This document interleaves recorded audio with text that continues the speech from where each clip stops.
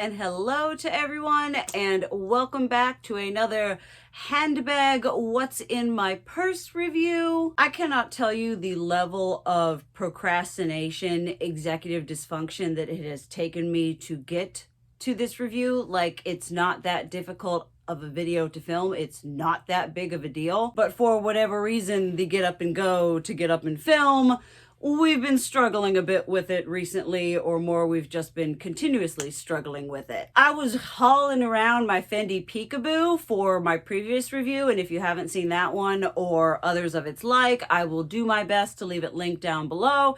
If not, go to my channel, subscribe should you so feel so inspired, and they'll all be waiting for you there. But I've been hauling around my Fendi Peekaboo, and I did that review, and then I was like, okay, I'm gonna put all my shit in my Mulberry belted Bayswater because I really wanted to renew that one. That was one. Both of these that I'm going to be showing are bags that I purchased for myself as my birthday present, and since then I have got a amazing amount of use out of these. The large one has become one of my end-all be-all staple bags. But with that being said, I have been hauling this thing around, and I like to rotate my bags for maintaining wear as well as just what I'm feeling. I'm a bag person. I strongly believe that bags and shoes really do kind of tie together and help complete an outfit aesthetic from head to toe. And so as someone who likes to do the bag rotation, it's been like, I'm gonna need a little bit longer. When really I only have myself to blame for just not getting off my duff and filming it.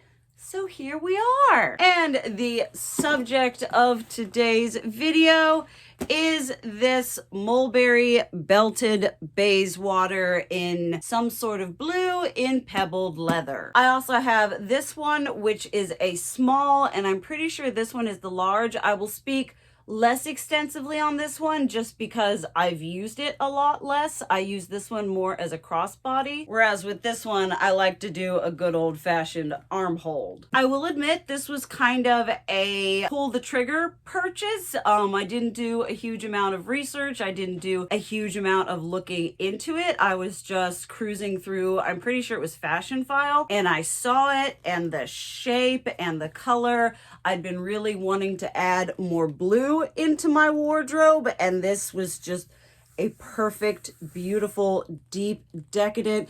It was the pebbled leather, which y'all know I am absolutely a ride or die for. Mulberry is a brand whose quality I have really come to stand by and I can really count on. I have a wide collection of the Bayswaters. At some point I am going to be filming a Mulberry bag collection to show you what I have as well as reevaluate what I have in my collection and if they're all serving me in a practical way. Stay tuned for that, and if you haven't seen other collection videos, down below or at the channel. So I saw this and it just became an immediate, I had my birthday money, I was just perusing, and I just saw it. It was love at first sight.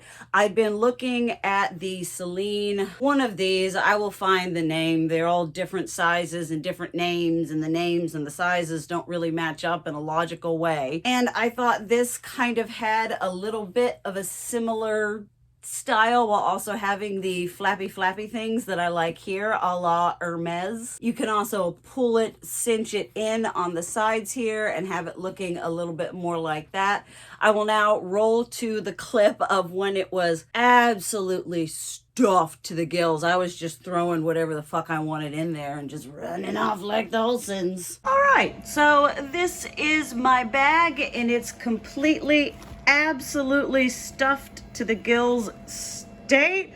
I'm about to go through and empty everything out of this thing and organize it all nice and everything, but I just wanted to give a nice little snapshot of what it looks like when it is unceremoniously organized. I've been hauling this thing around for a while now in preparation for the review that I will be doing, and I thought it would just be good to show you what it typically looks like at the end of a run. I like to think that I'm the type of person whose purse stays immaculately, wonderfully organized with everything in its right, proper place, but I do have a really hard time. I'm just victim often to just throwing shit in here and hoping I'll be able to find it later. But like I said, just wanted to show you all that this isn't just a nice fancy, this is often how it is with me. You see kind of a nicer curated version in the video, but this is what it is looking like pre-organization, which you will see in the rest of the video. So now that you've seen it in all of its awful, amazing glory, I'm gonna let you guys take a look inside here. It is mostly organized so you can see how much it holds. It's got a really big capacity. If you're familiar with the Mulberry Bayswater, it's pretty similar in how much it can take and hold. I'll apologize for the horrible state of everything else. Please excuse me. I am a human being. But as you can see, it has got a huge, massive amount of hold. The contents of my bag doesn't really change from one video to the other. It will when I review some smaller bags that are less everyday bags. But I've got my makeup, I have lotion, keep my toothbrush and my toothpaste for work, got a variety of bags holding a variety of things, got extra gum in here, literally, got my blood sugar tester, I have 2 facial sprays, because why not? Why not?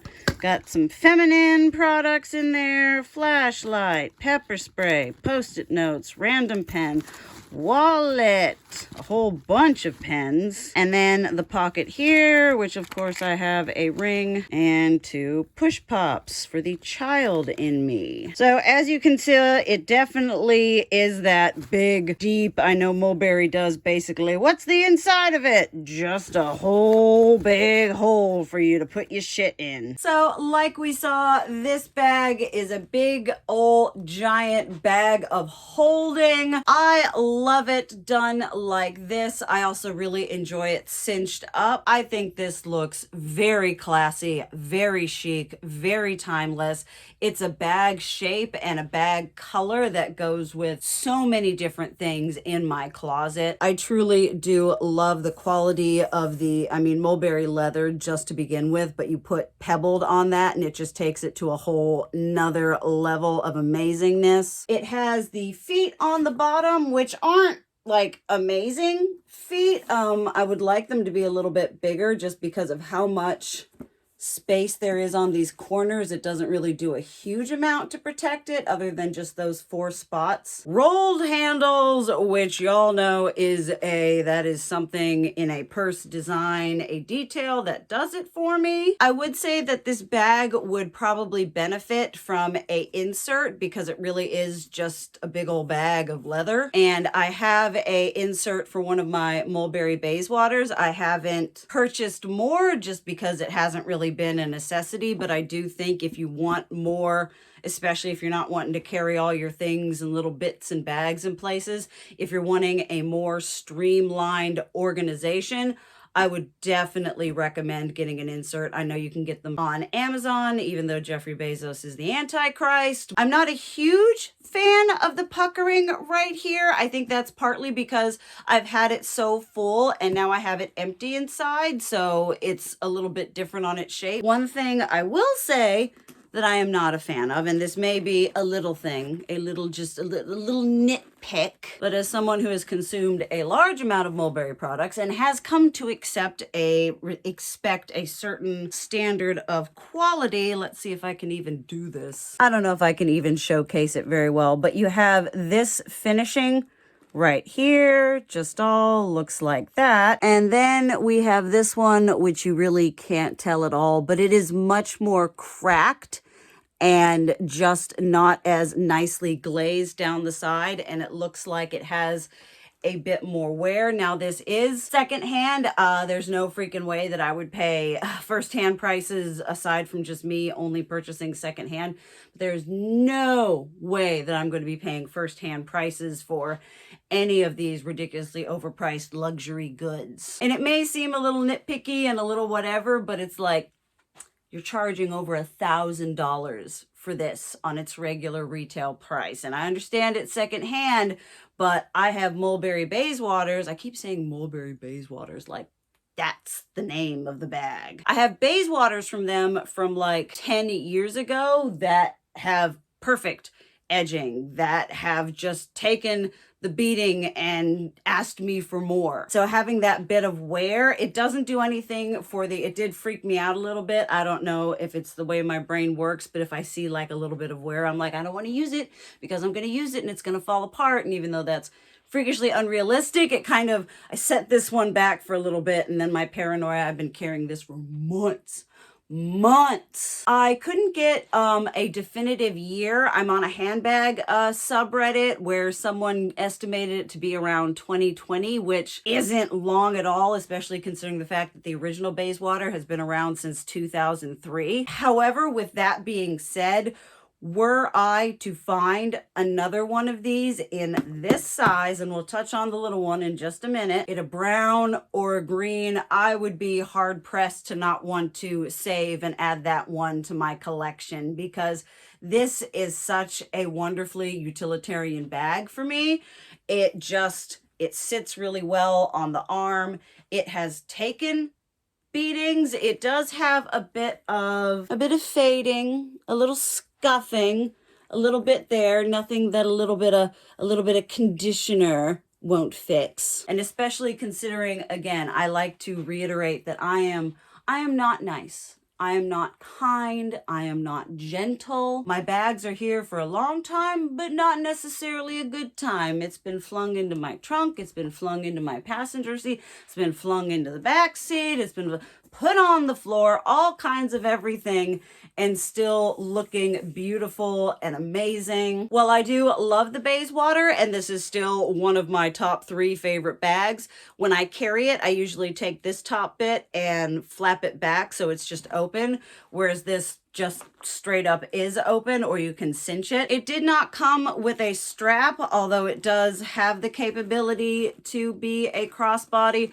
I don't think if it even came with the strap if I would use it, because the amount of shit I pile into this, I would swing it onto my shoulder and that strap, it would just rip and go right poof, down. Now, the one that I have used as a crossbody is this one. Now, in hindsight, I will say I got caught up in the moment. This colorway was so great. I saw that one and this one and I was like, wouldn't it be so? Because I have peekaboos in large size. I have peekaboos in small size. So I was like, if I like it, I'll just get it in another color and another size. I really like being able to, and this just isn't conducive to that. Now, this one I think is a lot more pristine and straight up. I mean, that one is too, but this one, the leather hasn't even really started to soften up yet. That is partly because I don't use it very often. I don't fill it up with a huge amount of stuff because it just doesn't have the same capacity. It is stiffer. Now, I'm sure as I use the bag and as I go through, it will loosen up. It'll age beautifully over time, like all the other mulberries I have. It has the strap. That's pretty much the only way that I carry it. I mean, I will carry it in my hand. Obviously, my Fendi Peekaboos, I can't make them like this. I can comb in my hand. I do crossbody with the, well, not crossbody, but strap with the Peekaboos. Well, I do love this one. I still love the style. I love the look about it. As a crossbody, it is still fairly practical, but looking forward, this is a size that I know I would not repurchase. If I'm going to get another belted Bayswater, it's going to be that size because that size is practical. I just love how that one looks with the slightly relaxed, a bit slouchy, but still structured. This is just a bit stiff and not as, doesn't bring me as much joy because it's just, I really should have gotten the one and seen how that one did before I just jumped the bandwagon and got 2 of the same bag in different sizes. So I don't really have a huge amount to say on this one. It's got those deliciously disgusting rolled handles, gorgeous pebbled leather. This is, it's probably just regular calfskin going on right there. I love the look, the sort of Hermes-esque. And again, as it as it softens up over with age. I do like this bag. It is probably one of the crossbodies, and it actually is a crossbody length strap. It is one of the ones that I reach for more because it is such a catching bag, such a lovely silhouette, as well as being a colorway that adds a bit of dimension to an outfit, and it goes with a lot of the colors that I have in my wardrobe. All in all, I am 110% happy with this purchase. I wouldn't say it's in I have my top 3 favorites, which is the Tory Burch Lee Radziwill, the Fendi Peekaboo, and the Mulberry Bayswater. This one maybe in contending for 4th place, especially when it comes to being a workhorse bag, because I have a lot of handbags, but I find that I've really just enjoyed the ones that are a statement, maybe more expensive piece, but it is a piece of leather that is going to be tried and true and stay with me for a long time, so long as I take care of it. Although I may not treat it with the most respect, I will at least give it the TLC that it deserves after having been under my personal reign of fashion terror. Well, we have that handbag right there. I have got a couple other handbag reviews that are going to be much shorter than this. I know there is the Coach Luna, there is the Dooney & Bourke Amelie tote. If there are bags that you have seen in my videos that you would like me to review, regardless of if it's something contemporary or whether it's a vintage piece or just a bag that you would like to hear me talk about ad nauseum. But thank you guys so much for watching. I love you. And as always, keep it real. Mwah!